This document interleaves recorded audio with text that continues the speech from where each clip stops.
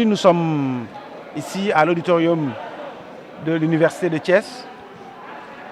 pour échanger avec les acteurs de l'artisanat, ainsi que le 3FPT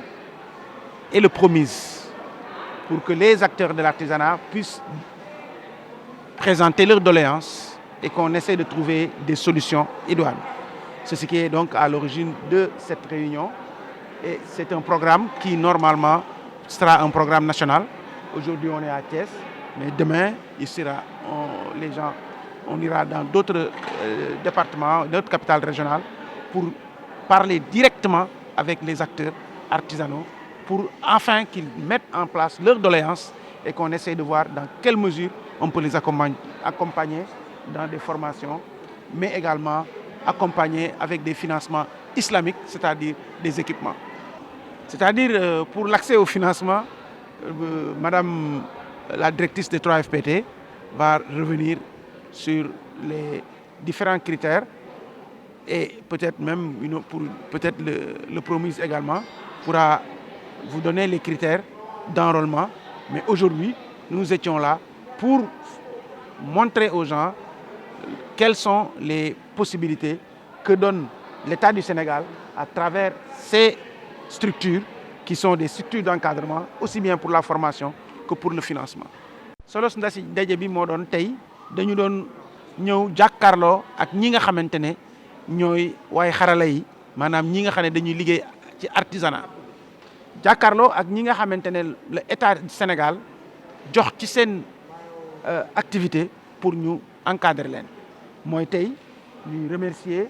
le 3FPT bi nga xamante ne moo initié taxawaay bi ak jàkkaarloo bi ñu war a jàkkaarloo tey ak artisan yi ànd tey tamit ak ñi nga xamante ne moom mooy Promise nag ñoom financement islamique la ñuy def maanaam jàppale nit ñi ci ay équipement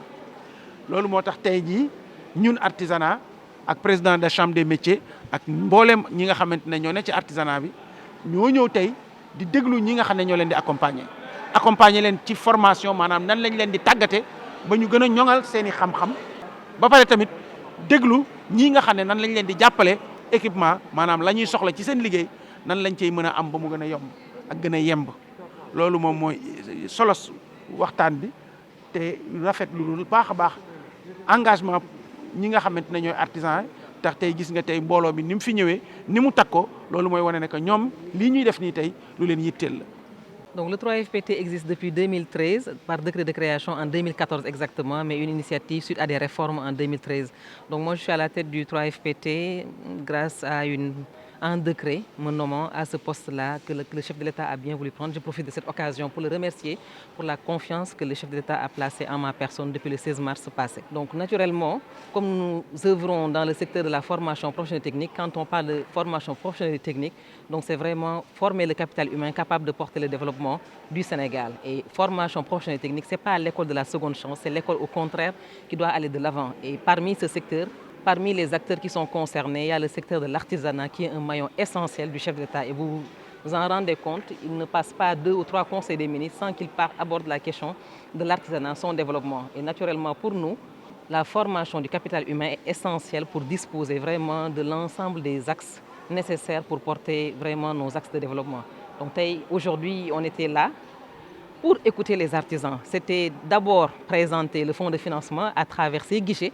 qui sont le guichet de financement des entreprises et organisations professionnelles, le guichet de financement des demandes individuelles, le guichet de financement des établissements publics de formation professionnelle et le guichet d'assurance qualité. Donc on a présenté nos missions, on a présenté nos instruments de financement de la formation et également on a profité de cette opportunité pour écouter les artisans. C'était vraiment un temps d'écoute, c'était la parole aux artisans. Donc pour l'accès au financement, donc à travers les guichets, pour les femmes, il n'y a pas de limite d'âge. Pour les jeunes, c'est vraiment de 15 à 40 ans. Et derrière, comme on l'a dit, le 3FPT, il faut faire une demande adressée à la direction générale, mais davantage pour nous rapprocher de nos communautés, nous